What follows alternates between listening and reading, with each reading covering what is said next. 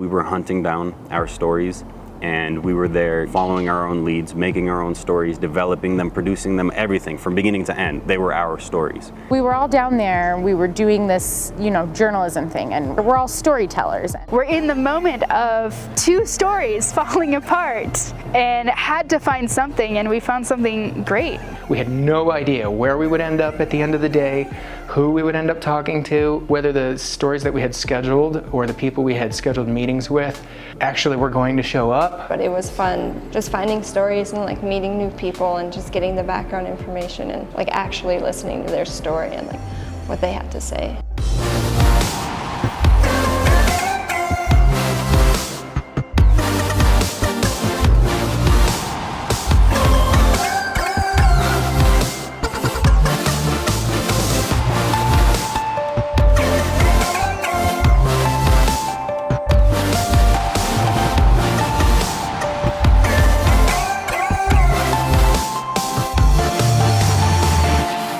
The Earthships was the first project that our team did. It was a really cool story. I've never seen anything like that. Earthships are, simply put, self-sustaining houses. It's kind of a different world. It's something super unique, super out of the boundaries kind of stuff. They're really passionate about what they're doing down there. They're really passionate about bringing this concept to everyone else and trying to get society to accept it more and see it as a more viable option for architecture, that we don't have to make things that are so environmentally unsustainable. There's a greenhouse to grow your own food. There's a pond through the greenhouse to recycle the waste materials like toilet waste, sink water waste, and there are fish in there that help with that process, but then you can eat those fish. You can catch and eat those fish.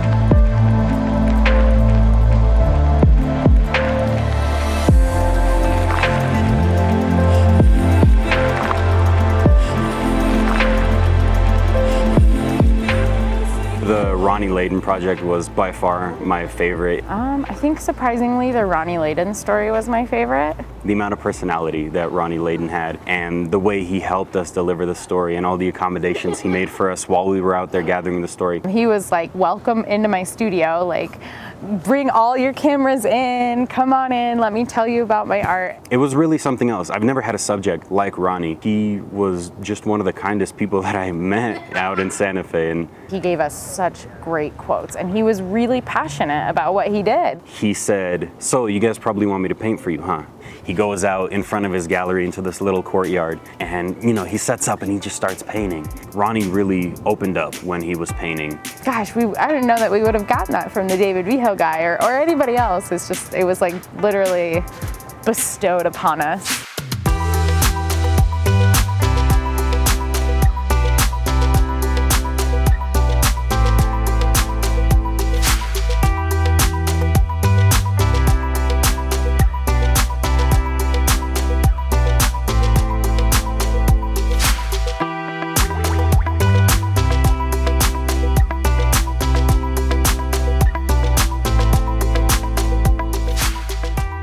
It struck us, what if we did a story at the National Cemetery? You can tell it's a national cemetery exclusively for veterans of American Armed Forces because it's just immaculate. The headstones are all very precisely laid out. They are kept very, very clean. The grass is very neatly mowed. We could only talk to the one person, the director at this cemetery. No one else could talk to us beyond giving us the general fact sheets and telling us this is where the veterans are, no details, nothing. So we talked to him, and it was kind of scary going in because he is a veteran. He has almost an intimidating presence when you first walk in. And then he gave us a tour around the cemetery and told us all history facts, and it was really cool. And it was really an interesting story to kind of have dropped into.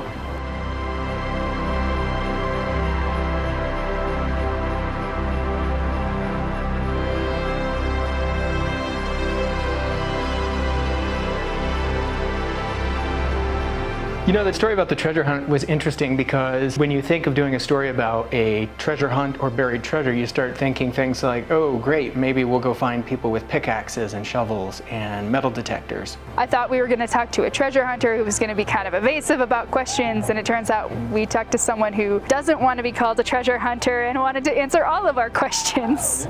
We talked to the guy who claims to have discovered the correct solution for finding the Forrest Fenn treasure.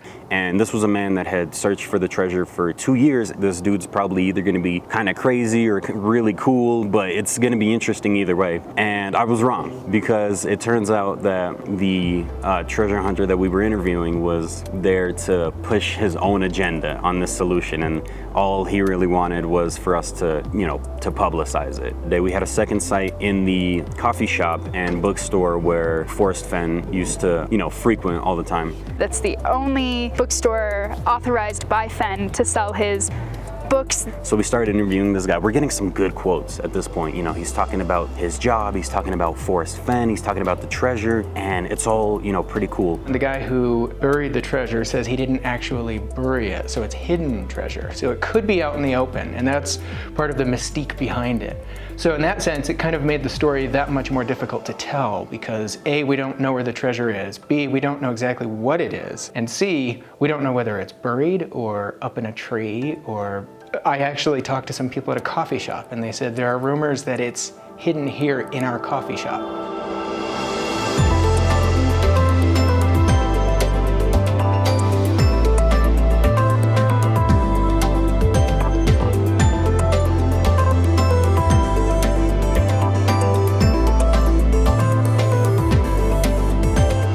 The collaboration process while we were in Santa Fe was immensely important. I can't overstate that.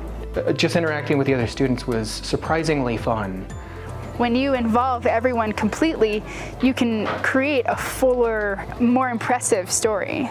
Collaborating with people really got me the chance to see the potential for a great story like the Ronnie Layden story. I mean, the video work that Ivan did on that was beautiful. It was awesome. The photo work that Rachel did on that one was amazing. It was so good. The writing for that one was amazing. We would bounce ideas off each other constantly. We would look at each other's work constantly. We weren't isolated. We were literally all sitting in the same room, editing our footage, editing our photography, editing our writing and our articles. You have to work together so that everyone knows what the story you're telling is. Collaborating was the best part because you can't do it all yourself. We 100% supported each other. We wanted each other to succeed. I feel like I got really lucky with a group of people who were all real hard workers, who were all, kind of passionate for what we were doing down there.